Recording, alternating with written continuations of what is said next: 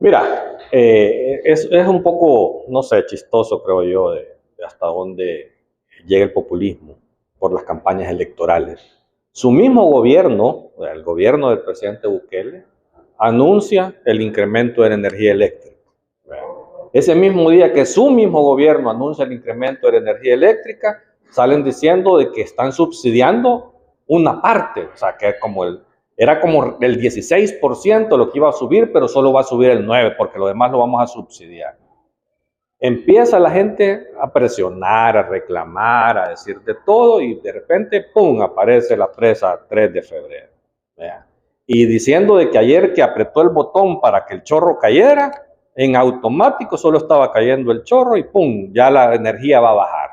¿Vea? Ahí va a meter un decreto para que se reduzca un 14% de energía, cuando esa presa no representa ni el 2% de la aportación de la matriz eléctrica de El Salvador. O sea, que es imposible que baje aunque funcionara esa presa completamente como tal. O sea, qué bueno que al final de cuentas la gente va a recibir un beneficio, ¿vea? Pero el problema es que le está metiendo más presión fiscal a la pésima administración fiscal que tiene este país. Carlos, en otro tema también, ayer hablaba sobre los recortes de las carteras del Estado. Mencionaba que no hay ningún recorte, que solo son adecuaciones que se van a hacer porque la inversión va a aumentar en las carteras, por ejemplo, en la educación.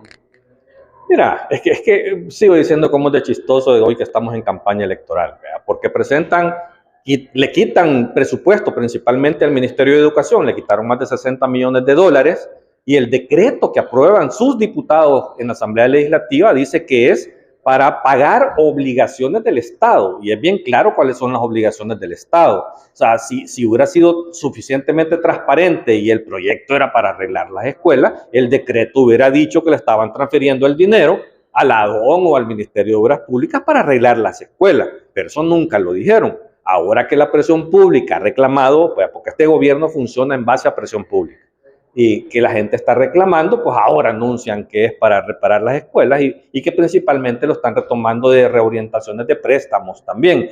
Una promesa que nos hicieron hace un año donde dijeron que iban a arreglar 1000 escuelas. O sea, lo que nos está confirmando el presidente que en el año que pasó no arreglaron nada. También hablaba del BESI, el préstamo que le ha dado precisamente para las escuelas. Es decir, las que se habían prometido se piensan hacer en lo que viene.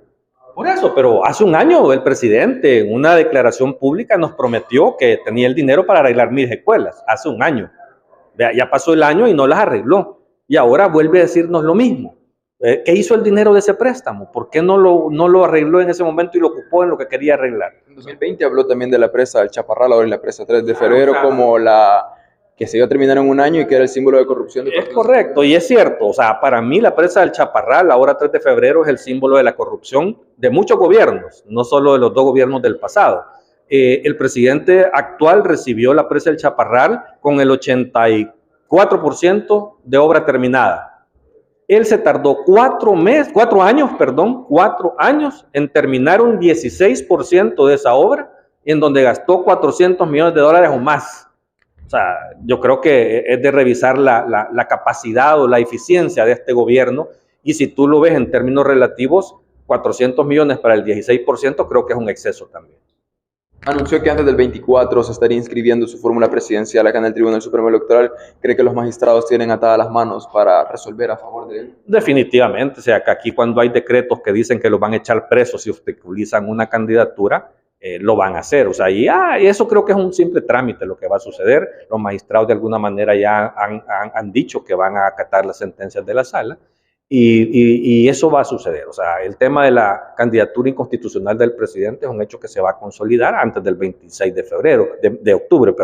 A mí me llama la atención es que si va a renunciar antes o no, porque de acuerdo a las condiciones para ser candidato de la República, el tribunal está obligado a verificar que él no sea presidente antes de inscribirlo, y eso debe suceder antes del 26, no en diciembre.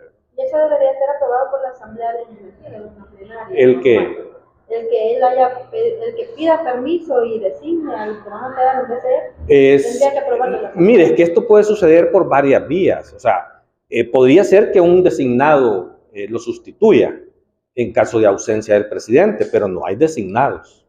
Entonces, la otra alternativa es que cuando no hayan designados, la misma Constitución establece que es la Asamblea Legislativa la que va a nombrar al sustituto del presidente, que yo creo que por ahí van a ocupar ellos el procedimiento para poder evitar el requisito o las prohibiciones de que sean familiares del presidente los que cumplan ese rol.